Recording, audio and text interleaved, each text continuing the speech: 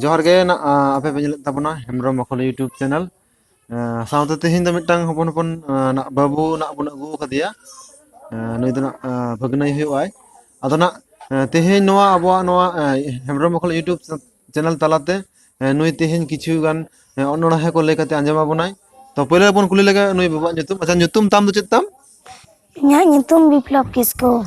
अच्छा और आम दो चेत रम पढ़ा कान तापना थ्री रे थ्री रम पढ़ा खाना ओका स्कूल रे गाडरा गाडरा अच्छा और तेहेन आम वन खना चेत तम पढ़ा कान तेहि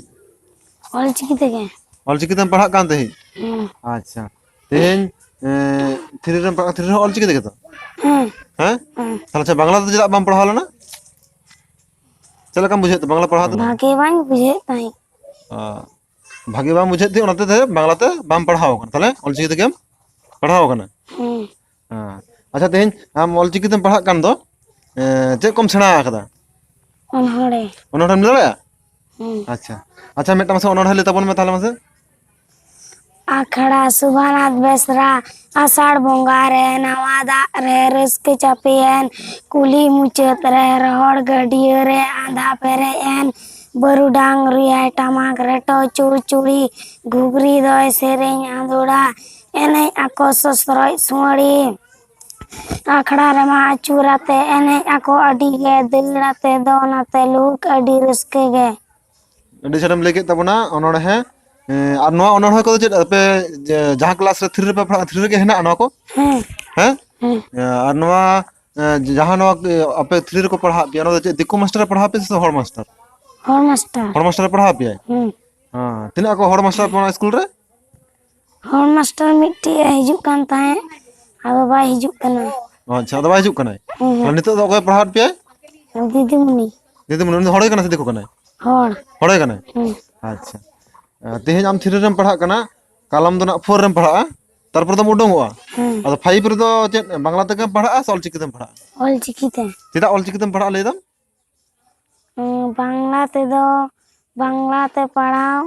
लखन बांग्ला ते पढ़ा लेखन रोड को मने ठीक से बाम बुझा से चलका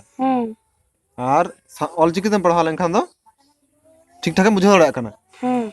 अच्छा ओ ना 5 रे दो करम भर्ती निका दादो सीतनाथपुर रे अच्छा सीतनाथपुर तो ऑल चिकी को पढ़ाओ को अच्छा अच्छा चिकी तम बुझ के ऑल चिकी को पढ़ाओ को इन बाय मेन का दिए ओंडे आम बाय लेके मोड ऑल चिकी को पढ़ा कना को तो ठीक गया भागे नो पढ़ा तबन में और ओंडे सीतनाथपुर स्कूल रे ओंडे ना 5 खना 12 धरी हेसे ओंडे ना ऑल चिकी को पढ़ाओ को हेसे अच्छा और मेटा मसे ओनोड़ ले तबन में जियर झरना सुबोध हासदा nyutum ताय जियर झरना अडी जेलदा आजमो आगडे आर डक चढ़िया आरा कुणी दको उडव चला कोकोया लसत किकिर चढ़े सब काकू हड़मो बचैलत हंडे नंडे गुटू अकान अमोन अकान घास रेंजे रेंजे दा दो लेंजे बांचाव रेना आस ओका कोठेन गची होड़ो नसे नसे दा रे इसी धोइते हिले गची सर्दी सितुंग रे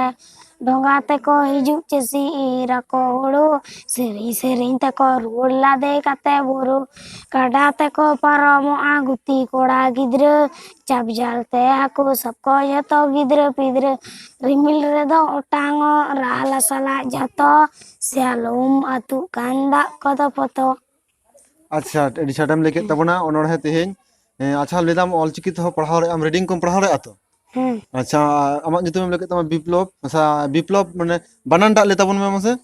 उप ई एफ ऑल उप अहत बिप्लब आक ई इस आक उ बिप्लब किसकू अच्छा एडी छाटम लेके तबना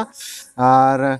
ठीक गया निंके गे ना आपे जहां को पे नेले तबना तेहेन नोवा नुई बाबू अनोड़ है के पे नेल के तबना चलका पे बुझाव के तबना ओना अवश्य कमेंट करते लई तबन पे लाइक तबन पे शेयर तबन पे आ जदि भागे पे बुझाव खान आरो नुई आशीष माय तबन पे निंके हपेन दे आरो नपायते पढ़ाव रे माय मानखान सानमोगे जोहार।